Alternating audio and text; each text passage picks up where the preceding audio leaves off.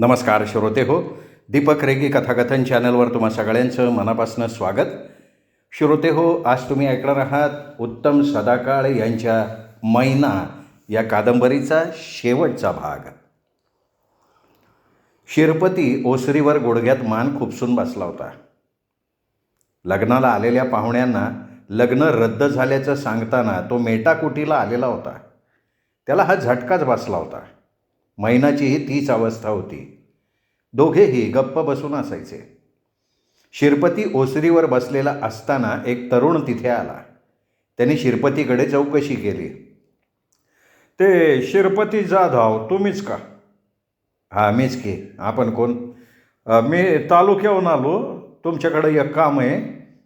माझ्याकडं काम आहे? कशाचं हो? तो तरुण आत आला. शिरपतीसमोर त्यांनी बैठक ठोकली. बॅगेतनं एक लिफाफा काढला. शिरपतीकडे देत म्हणाला, हे घ्या, तुमचं नोटीस आलं आहे आणि हे तर सही मारा, नोटीस मिळाली म्हणून. पण मला सही नाही येत. मग अंगठा हाणा. त्या तरुणाने शिरपतीचा अंगठा घेतला. शिरपतीने प्रश्नार्थक चेहरा करत त्याला विचारलं, पण ही नोटीस आहे तरी कशाची? बंधाऱ्याची. बंधाऱ्याची म्हणजे?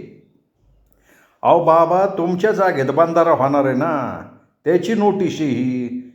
देशपांडे साहेबांनी त्यासाठी मला एवढ्या लांब पाठवलं. बंधारा आणि माझ्या जागेत होणार आहे? तुमच्या जागेत, सर्वे नंबर 25मध्ये. नाही, तुमचा काहीतरी गैरसमज होतोय साहेब. तो बंधारा आहे ना, तो माझ्या जागेत नाही आहे. तो खटमाळ्याच्या जागेत होणार आहे. तेव्हा तुम्ही ही नोटीस आहे ना त्याला द्या. शिरपती नोटीस परत द्यायला लागला. त्या तरुणानं शिरपतीला समजावलं आणि म्हणाला, बाबा कसं आहे, अगोदर तो बंधारा तिथंच होणार होता, पण तिथली जमीन बंधाऱ्यासाठी योग्य नाही असा इंजिनियर साहेबांनी शेरा मारला. त्यामुळं ती जागा रद्द करून तुमची जागा निवडली गेली आणि त्याच्यासाठी ही नोटीस तुम्हाला दिली. भरपाईची नोटीस नंतर मिळेल तुम्हाला. बरं, येऊ का मी? येतो मी. असं म्हणत तो तरुण आला तसा निघूनही गेला. बंधाऱ्यासाठी खटमाळ्याच्या जमिनीच्या ऐवजी आपली जमीन जाणार या विचाराने शिरपतीचा अश्रूंचा बांध फुटला. तो ढसाढसा रडायला लागला. बायको गेली तेव्हा न रडलेला शिरपती जमीन जाणार म्हणून फुंदू रडत होता. विहिरीवरून पाणी घेऊन येणाऱ्या मैनाने बापाला रडताना पाहिलं. आता कुठलं नवीन संकट असा विचार करत ती शिरपतीजवळ आली. काय झालं बाबा, आणि रडताय कशा पाय? अगं, आता काय व्हायचं राहिलं हे? समद सुख देवानं लुबाडायचं ठरवले हो, आपण रडायचं नाही तर काय करायचं? अगं, तुझी आई गेली तेव्हा तुझ्याकडं बघत दुःख गिळलं. तुझं लगीन करणार तर देवानं भैरूला तुरुंगात धाडला. का कसोटी बघतोय देव माझी? आता कुठं जरा सावरत होतो तर नवीन संकट धाडलंय. पण नक्की काय झालंय बाबा? अगं पोरी, आपला मळा गेला. मळा गेला म्हणजे? अगं, धरणाचा बंधारा बांधाया आपली जमीन सरकारनं ताब्यात घेतली. हे बघ, नोटीस दिलंय. आता हा काळी माय पाण्यात डुबणार. पिढ्यानपिढ्या तिच्या माथी उभ्या राहिल्या. त्या जमिनीला बुडताना बघून काय आनंद होणार आहे का? मी नाही बघू शकणार ते. मी त्या परी जीव देईन पोरी. बाबा, असं वांगळ नका बोलू. मैना रडणाऱ्या शिरपतीची समजूत घालता घालता स्वतःही रडत होती. संकटांनी चहूबाजूनी तिच्यावर हल्ला चढवला होता. अशा वेळी कसं वागायचं, कशी झुंज द्यायची तिला समजत नव्हतं. दैव तिची कसोटी बघत होतं, पण कुठपर्यंत? याचं उत्तर दैवाच्या हाती होतं. झुंजणं फक्त मैनाच्या हाती होतं. त्या दिवसापासनं शिरपतीने अन्नपाणी कमी करून टाकलं. तो सदानकदा मळ्यातच बसून राहायचा. विचार करता करता मध्येच रडत बसायचा, तर रडता रडता मोठ्यांदा हसायचा आणि म्हणायचा, नाही, माझी जमीन नाही बुडणार. सगळं जग बुडल, पण माझी जमीन नाही बुडायची. मैनाला बापाची अवस्था बघवत नव्हती. ती त्याला खूप समजवत होती. शिरपतीला जमीन गेल्याचा ताण असह्य झाला होता. त्यात तो काही बाई बोलत होता. मैनाची अवस्था पंख कापलेल्या पाखरासारखी झाली होती. काहीच करू न शकणारी मैना आतून पार उद्ध्वस्त झाली होती. तिला कोणाचा आधार राहिला नव्हता. लग्न ठरलेल्या मुलीचा नवरा लग्नाच्या आधी तुरुंगात गेल्यावर मुलीची अवस्था काय होते हे फक्त तिला माहिती. तिला यावेळी आधाराची गरज होती, पण तीच दुसऱ्यांना आधार देत होती. तसं नाही तर तिला आधार द्यावा लागत होता. दोन्ही घराणी उद्ध्वस्त झाली होती. निमित्त महिनाचं होतं. खुश झाला होता तो भुजंग. भुजंगाचा गनिमी कावा यशस्वी ठरला. हजारो गनिमांना मोजक्या 100-150 मावळ्यांच्या मदतीनं जेरीला आणणारे छत्रपती शिवाजी महाराज गनिमी कावा वापरायचे तो काही उगाच नाही. इथं तर 4-2 माणसांना भुईसपाट करायला हा गनिमी कावा पुरून उरला असता. भुजंगाने तेच केलं. शक्तीने जे साध्य होत नव्हतं ते त्यांनी युक्तीने साध्य केलं. भैरूचा काटा परस्पर काढून तो नामा निराळा राहिला. शिरपतीच्याही गळ्याला त्यांनीच फास लावला. चहूबाजूनी त्यांनी मैनाची कोंडी करून टाकली. तिला तो त्याच्या पद्धतीने मिळवणार होता आणि त्यासाठीच एवढा पैसा पेरून त्यांनी सापळा लावलेला होता आणि त्या सापळ्यात मैना अलगद फसणार होती. मैनाची गाठ घ्यायची भुजंगाने ठरवलं. सकाळी सकाळी तो पिंपळाच्या विहिरीजवळ आला. मैना पाणी न्यायला तिथेच यायची. ठरल्याप्रमाणे ती आली. तिची वाट भुजंगाने अडवली. आपल्या वाटेत उभ्या असलेल्या भुजंगाला बघून मैनाने त्याला रागाने विचारलं, माझी वाट का अडवली र? आता हे बी सांगाय पाहिजे का? आधी बाजूला हो, सांगून ठेवते. मैने हर्रू बाबा आता सोडून दे. तुझी अवस्था आता दात आणि नख नसलेल्या वाघागत झाली. तुला घाबराय मी काय खोळा नाही. आणि माझ्यापासून तुला वाचवायला कोण माईचा लाल येणार आहे आता? सांग की. तो बाहेर बसलाय खडी फोडत. त्याचे आईबाप तर घरातनं बाहेर पडत नाहीत. आता राहिला तुझा बाप. तो तर खोळ्या गतमाळ्यातच असतोय. मग मला सांग, आता मला अडवायची कोणाची हिंमत आहे का? मनात आणलं ना तर आत्ता तुला उचलून नेईल मी. पण तसं नाही करणार मी. तुला तर मी नेणारच, पण लगीन करून नेणार. तो म्हणत होता ते खरं होतं. मैना तोच विचार करत होती. तिला आता कोणाचाही आधार नव्हता. त्यामुळे ती काहीही न बोलता गप्प उभी राहिली होती. मैना परत एकदा विचारतो, माझ्याशी लगीन करशील का? अरे माझा साखरपुडा झाला आहे.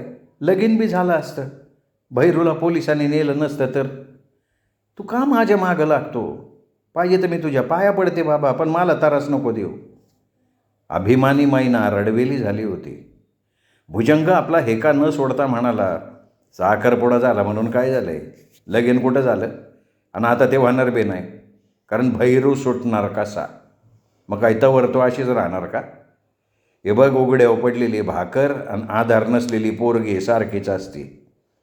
भाकरी कावळं नाही तर कुत्री पळवतात आणि पोरी कोणी बी पळवते. असं काय व्हायच्या आत तू लग्नाला तयार हो. तू फक्त हो म्हण. तुझ्याकडे डोळा वर करून बघायची कोणाची हिंमत होणार नाही. पण नाही म्हणली तर तुझी पानपोई होईन हे ध्यानात ठेव. मला घरी जाऊ दे. मला उशीर होतोय. माझा बाबा वाट बघत असन. मग मी काय समजायचे? तू तयार आहेस ना लग्नाला? तुला एकदा सांगून कळत नाही का रे? माझं लगीन ठरलंय. तू परत मला विचारू नको. बघा नाही तर लय पास्तावशील. तू माझ्याशी लगीन नाही केलं तर मी तुला सोडणार आहे का? तू नको करू लगीन. मला बी फुलं हुंगून फेकायची सवय याची. तुझी बी तीच अवस्था करून टाकल. आता पूजेचं फूल होऊन देवघरात राहायचं का वास घेऊन फेकलेल्या फुलासारखं पायदळी जायचं? तुझं तू ठरव. मैना असहाय्य बनली होती. भुजंग तिचा पिच्छा सोडायला तयार नव्हता. तिला त्याच्यापासून धोका होता. ती एकटी होती. तिचा आधारस्तंभ कोसळला होता.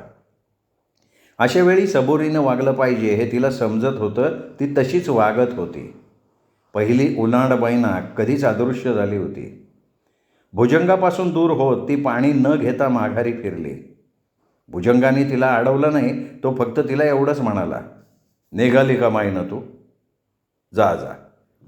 पण जाताना एक गोष्ट ऐकून जा. त्यात तुझा फायदा आहे. तू माझ्याशी लग्नाला तयार झाली तर तुमच्या जमिनीत बंधारा होणार नाही हा शब्द मी तुला देतो.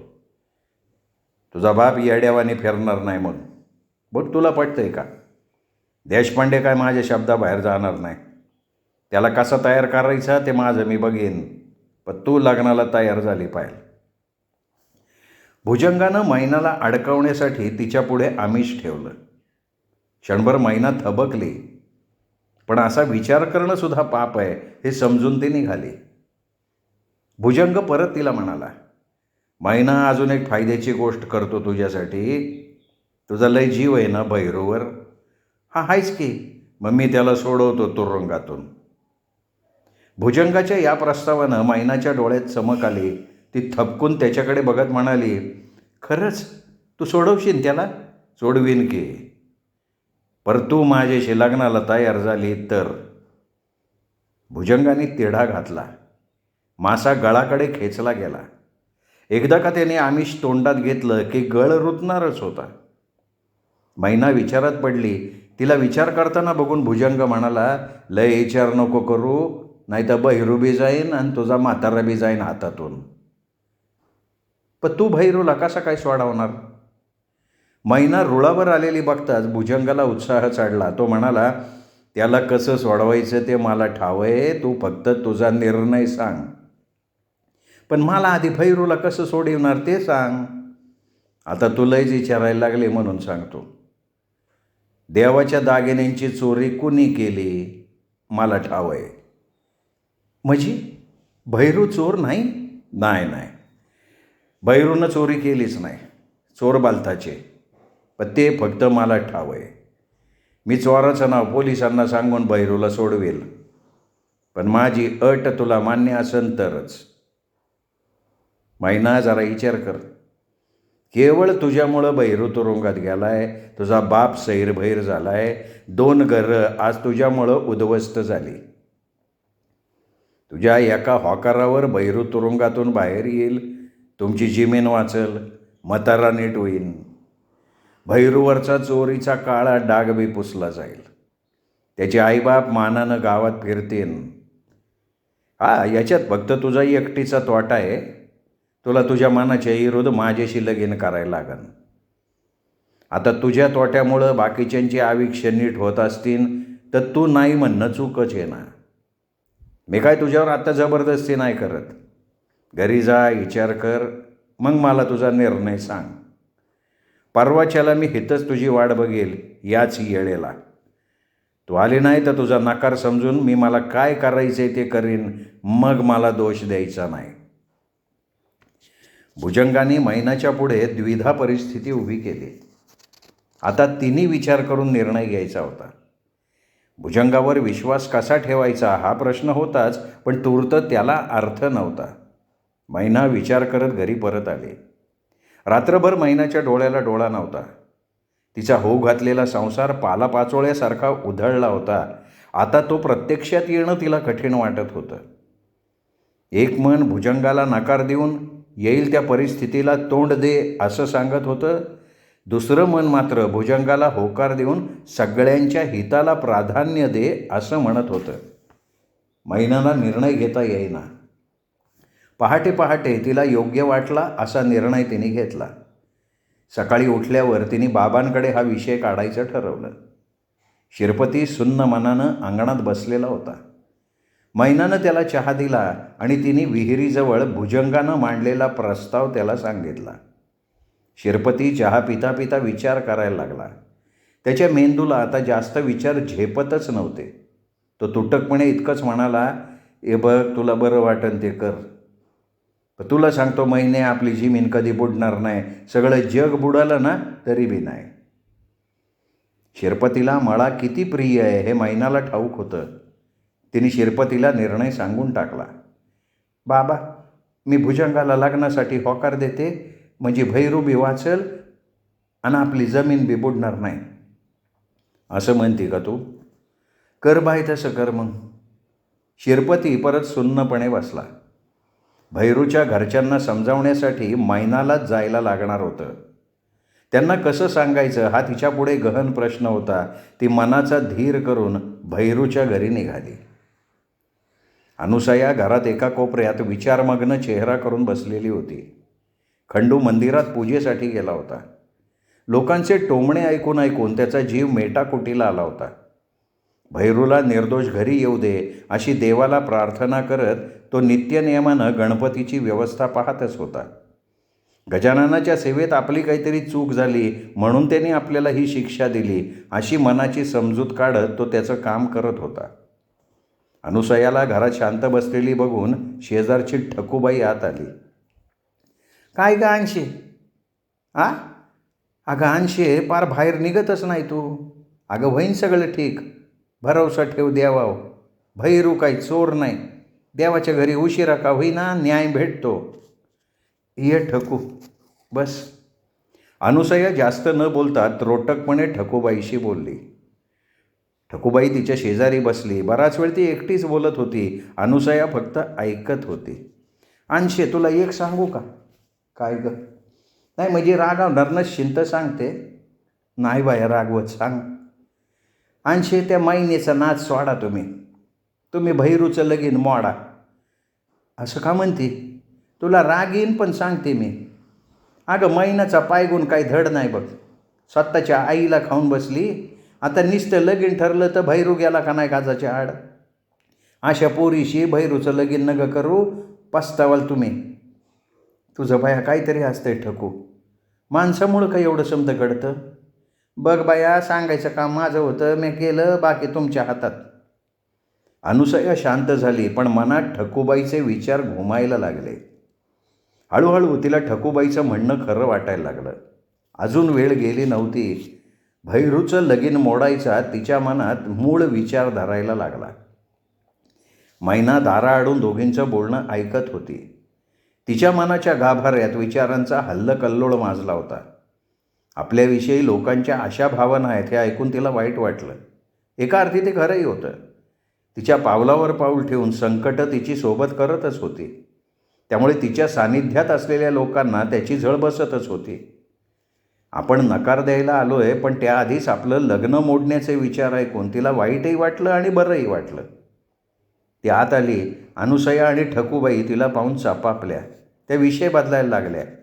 अगं कोण, मैना का? ये ग बाया, ये आत ये.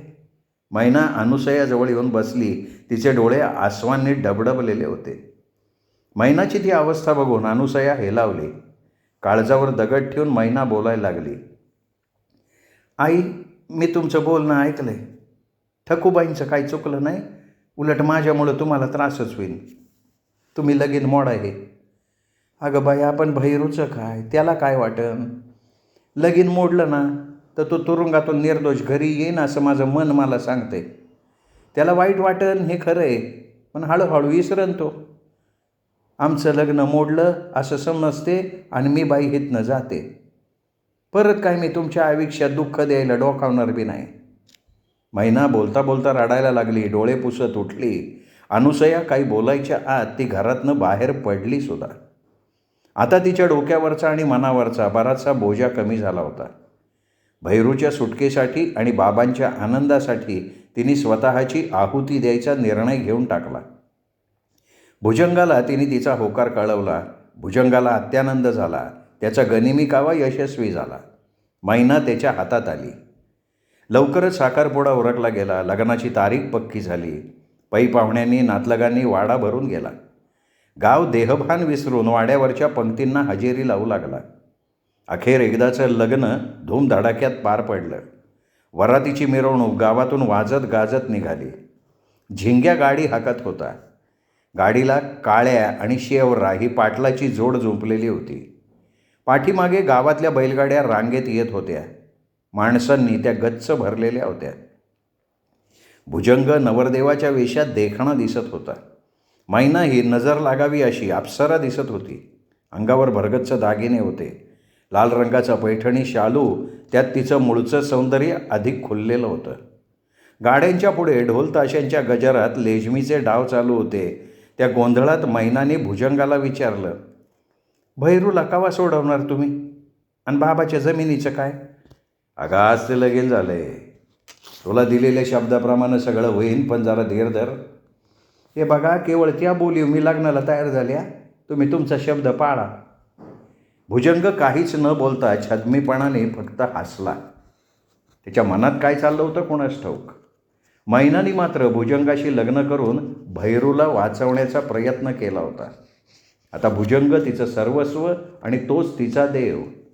दुसरा विचार मनात आणणंसुद्धा पाप होतं. भैरू एकदा निर्दोष सुटला की ती त्याचा विचारसुद्धा मनात आणणार नव्हती. दुसऱ्याच्या सुखासाठी तिने स्वतःच्या स्वप्नांचा चोळामोळा करून टाकला होता. वरात मैनाच्या आळीला आली. मोठ्या उत्साहात वरात चालली होती. मैनाच्या घराजवळ अंगणात ढवळे आणि पावळ्या बांधलेले होते. त्यांच्याकडे बघून मैनाच्या डोळ्यात टचकन पाणी आलं. ढवळ्याला तिने खूप जीव लावला होता. तोही मैनाच्या गाडीकडे बघत होता. काळ्याचं लक्ष अचानक ढवळ्याकडे गेलं. काळ्याचा राग उफाळून आला. ढवळ्या बांधलेल्या अवस्थेत होता. काळ्यानं मागचा पुढचा विचार न करता मानेला जोराचा हिसका दिला. गळ्यातलं जोतं ताटकन तुटलं. शिवाळ काडकन मोडली. मानेवरचं जुखाड झुगारून देत तो ढवळ्यावर चाल करण्यासाठी निघाला. त्याच्या या हालचालीनं शेवराई बिथरला. तोही हिसक धसक करायला लागला. गाडीवान झिंग्या बावचळला. गाडी रस्ता सोडून बाजूला गेली आणि काही समजायच्या आत गाडी रस्त्याच्या कडेला असणाऱ्या खड्ड्यातच पलटी झाली. मागच्या गाड्या बावचळून थांबल्या. नाचणारे आणि लेझीम खेळणारे हाबकले. उलटलेल्या गाडीकडे जो तो धावत सुटला. मागच्या गाडीत दादू पाटील, माई, गजा आणि नानी होती. नवरदेवाची गाडी पलटी झाली हे बघून त्यांच्या काळजाचा ठोका चुकला. पहिलाच अपशकुन झाला. लोकांनी गाडी सरळ केली. आज सापडलेली नवरा नवरी एकमेकांच्या अंगावर निश्चेष्ट पडलेली होती. झिंग्या दूर जाऊन जोरात आपटला होता. त्याचा एक हात मोडला होता. वेदनेने तो गुर्रासारखा विवळत होता. गजाने भुजंगाला उचललं आणि तो हादरला. भुजंग रक्ताने न्हाऊन निघाला होता. मैनाला दादू पाटलानं बाजूला घेतलं. ती बेशुद्ध होती, पण तिच्या शरीरावर कुठे जखम नव्हती. गजा पाटलांनी भुजंगाची जखम पाहिली. त्याला ते बघून घेरीच आली. भुजंग खड्ड्यातल्या एका अणकुचीदार दगडावर आदळला होता. त्याच्या डोक्याला त्या दगडाचा मार लागला होता. डोक्याला भली मोठी खोप पडली होती आणि त्यातून अविरत रक्तस्त्राव सुरू होता. एवढ्यात रामतात्या तिथे आला. त्यांनी दोघांची अवस्था पाहिली आणि म्हणाला, दादू, भुजंगाला पटशिरी मोठ्या दवाखान्यात हलवा. जखम गंभीर आहे. मैनाला मार नाही, तिला मोका मार असन, पण बैले भुजंगाला हलवा. सोबत मैनाला बिन्या. झिंग्याचा फक्त हात मोडलाय, त्याच्याकडं मी बघतो. तुम्ही ह्यांना पळवा दवाखान्यात. रामतात्याच्या या इशाऱ्यासरशी सगळ्यांची पळापळ झाली. दुसरी गाडी जुंपून दोघांनाही दवाखान्यात हलवलं गेलं. या गडबडीत ढवळ्या आणि काळ्याच्या झुंजीकडे कोणाचं लक्षच नव्हतं.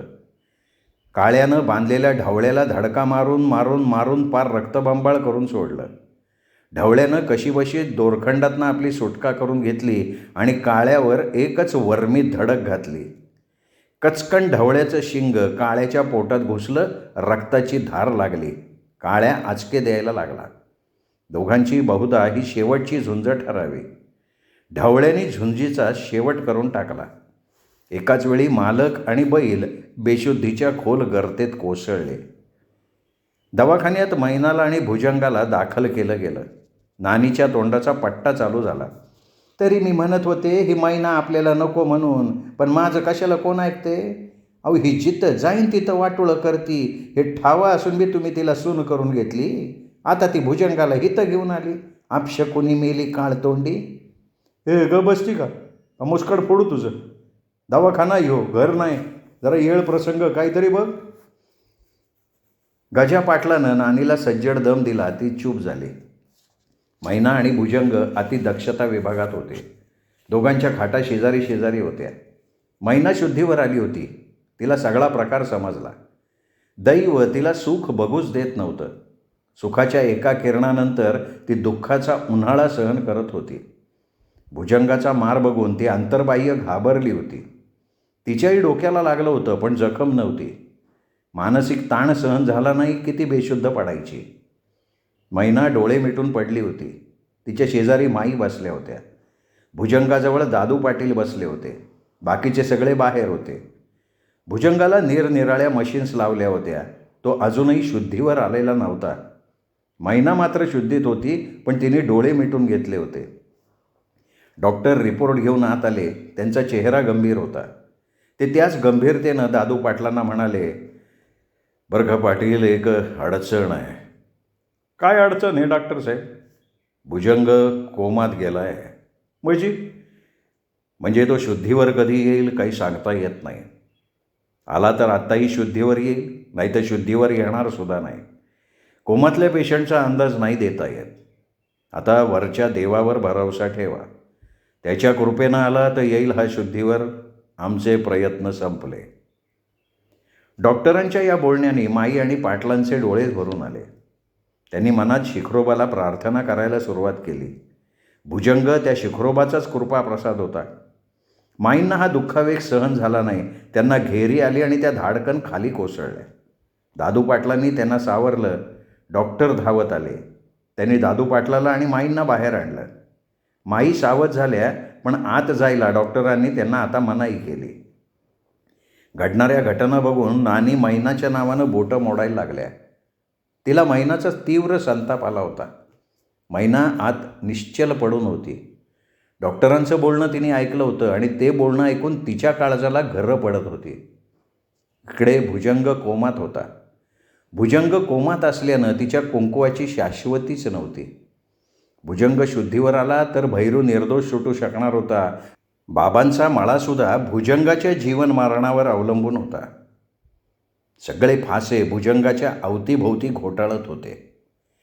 भुजंग वाचणं मैनासाठी खूप आवश्यक होतं. ज्याचा आजवर रागराग केला, आज त्याच्यासाठी प्रार्थना करणं तिचं कर्तव्य झालेलं होतं. बाबांचा मळा वाचला तर बाबा अगदी नक्की पहिल्यासारखे होतील याची तिला पूर्ण खात्री होती. भैरूसुद्धा निर्दोष सुटणार होता, पण हे सगळं फक्त भुजंग करू शकत होता आणि आता तोच भुजंग बेडवर पडलेला होता. भुजंगाला आता फक्त देव वाचवू शकत होता. तिच्या आयुष्याचे सगळे दोर देवानं आता नशिबाच्या हवाली केले होते. ज्या गोष्टीसाठी तिने स्वतःचा बळी दिला ती गोष्ट आता साध्य होईल का नाही याची शाश्वतीच नव्हती. दैवानं तिच्या विरुद्ध खेळ मांडला होता. सगळ्या बाजूंनी तिचाच पराभव दिसत होता. मैनाने स्वतःच्या मनाची समजूत काढली. शिखरोबाचा धावा करून, शिखरोबाचे पाय धरून आपण भुजंगाच्या प्राणाचं दान मागण्याची प्रार्थना करायची असा ठाम निश्चय मैनानं स्वतःशी केला. भुजंगाला शुद्धीवर फक्त शिखरोबाच आणू शकेल याच्यावर तिचा विश्वास होता. मैनानं भुजंगाकडे बघितलं. तो निर्विकार. तिच्या डोळ्यातनं अश्रूंच्या धारा व्हायला लागल्या. भुजंगाकडे बघता बघता तिने शिखरोबाचा मनोमन धावा चालू केला. हात जोडून ती त्याची प्रार्थना करायला लागली. नवऱ्याच्या प्राणांची भीक मागायला लागली. सत्यवानासाठी सावित्रीने जसे यमाचे पाय धरले तशी मैना शिखरोबाला शरण गेली. महिना उलटला. भुजंगाच्या तब्येतीत फरक नव्हता. तो कोमातच होता. मैना मात्र खडखडीत बरी झाली होती. तिने भुजंगाच्या शुश्रूषेची सगळी जबाबदारी स्वतःकडे घेतली होती.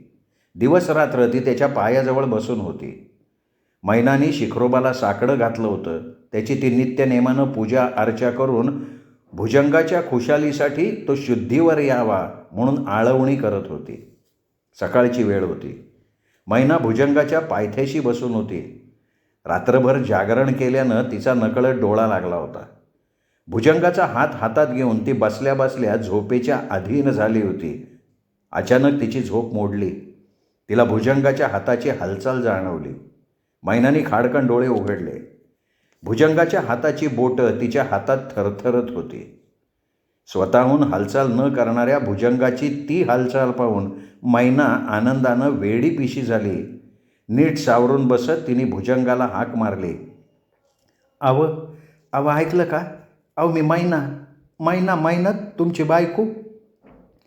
मैना पुढं काही बोलू शकली नाही. तिचा कंठ दाटून आला होता. डोळे डबडबले होते. डबडबलेल्या डोळ्यातून तिने भुजंगाच्या डोळ्यांची उघडझाप पाहिली. मग तर मैना अधिक जवळ जात त्याला म्हणाली, तुम्ही सुखरूप आहे बरं का? शिखरोबाने वाचवलं तुम्हाला. ऐकताय ना तुम्ही? रडता रडता मैना भुजंगाच्या गळ्यात हात घालून त्याच्या छातीवर अश्रूचं शिंपण करत होती. भुजंग जसा अचानक कोमात गेला होता तसा अचानक शुद्धीवर आला होता. आपल्या छातीवर डोकं घुसळून रडणाऱ्या मैनाला बघून त्याला मागच्या सगळ्या घटना आठवल्या. बराच वेळ तो मागच्या सगळ्या आठवणीत बुडून गेला होता. मैना त्याच्याशी बोलत होती, स्फुंदत होती. अखेर भुजंगाचा हात हलला. त्यांनी मैनाच्या डोळ्यातून वाहणारे अश्रू पुसण्यासाठी हात पुढे केला आणि म्हणाला, शांत हो मैना, रडू नगस.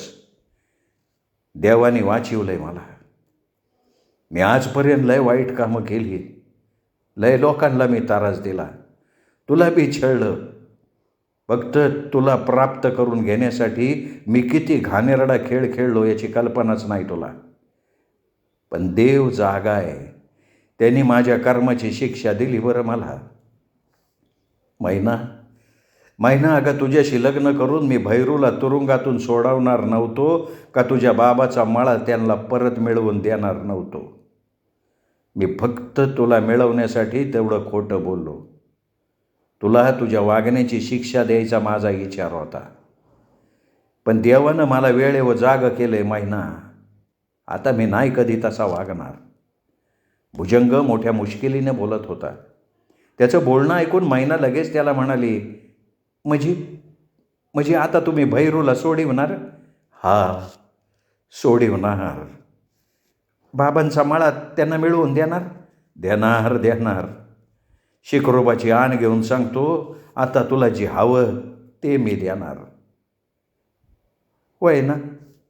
मग तुम्हाला मला आयुष्यभर काय छळायचं आहे ते छळा, मला काय शिक्षा करायची ती करा. फक्त भैरूला आणि बाबाला वाचवा. माझ्यासाठी त्यांना शिक्षा नको. मैनाला काकुळतीने बोलताना बघून भुजंग गहिवरला. तिच्या पाठीवर थोपटत म्हणाला, मैना शांत हो. आता मी तुला कधी त्रास देणार नाही. उलट तुझं सुख आता तुला मिळेल. मी तुझा भैरू तुला देणार. म्हणजे काय म्हणायचे तुम्हाला? म्हणजे मी आता भैरूला तुरुंगातून सोडवणार आणि तुम्हा दोघांचं लग्न लावून देणार आहे मी. तुझा लय जीव आहे ना त्याच्यावर. मग आता तुला दुःख नाही द्यायचं मला.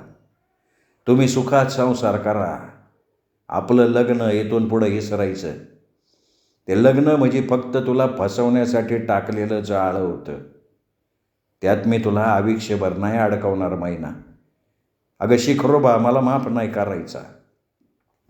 भुजंग त्याच्या स्वभावाच्या विपरीत बोलत होता.